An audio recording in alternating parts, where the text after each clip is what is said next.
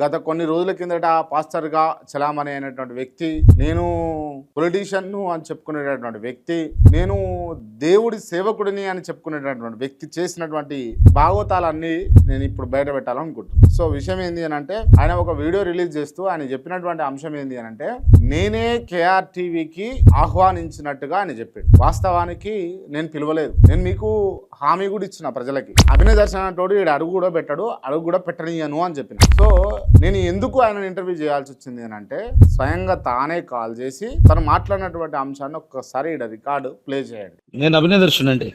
నమస్తే అభినందన్ దర్శన్ గారు, ఎలా ఉన్నారు? బాగున్నాను. బాగా తిట్టేశారు కదా. మరి తప్పలేదు ఆ? తప్పలేదు మరి మనం. ఇప్పుడే సిగ్నేచర్ కిరణ్ ఫోన్ చేశాడు, ఉపేందర్ ఫోన్ చేశారు. కాదన్నా, నేను జైలు నుంచి బయటకు వచ్చేంత వరకు వెయిట్ చేయొచ్చు కదా మీరు. అసలు ఏం కేసులు పెట్టారు నా మీద, ఎందుకు జైలు పంపించారు అన్నది కూడా తెలుసుకోలేదు మీరు కూడా కనీసం. అసలు దాడికి సంబంధించిన ఒక్క సెక్షన్ పెట్టలేదు, అన్ని తప్పుడు కేసులు పెట్టి లోపల నేను బయటకు వచ్చి చెప్పే వరకు జనానికి తెలియదు. రేపు ఎల్లుండి హైదరాబాద్ లో ఉంటానన్నా నేను. మనం ఏమైనా ప్లాన్ చేద్దామంటే చూడండి. రండి, తప్పకుండా రండి. రేపు మార్నింగ్ కాల్ చేస్తాను మీకు. Okay, right.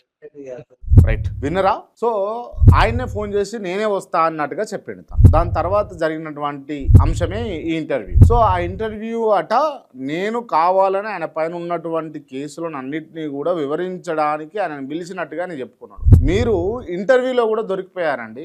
ఇంటర్వ్యూలో నేను అడుగుతా, మీరు నాకు ఎప్పుడు కాల్ చేశారు ఇంటర్వ్యూకి వస్తానని అని. ఒక్కసారి ఆ క్లిప్ కూడా ప్లే చేయండి. నాకు మీరు నిన్న మొన్న ఫోన్ చేసింది, నిన్న ఫోన్ చేసింది. నేను హైదరాబాద్ వస్తా ఇంటర్వ్యూ చేద్దామని అన్నారు కదా.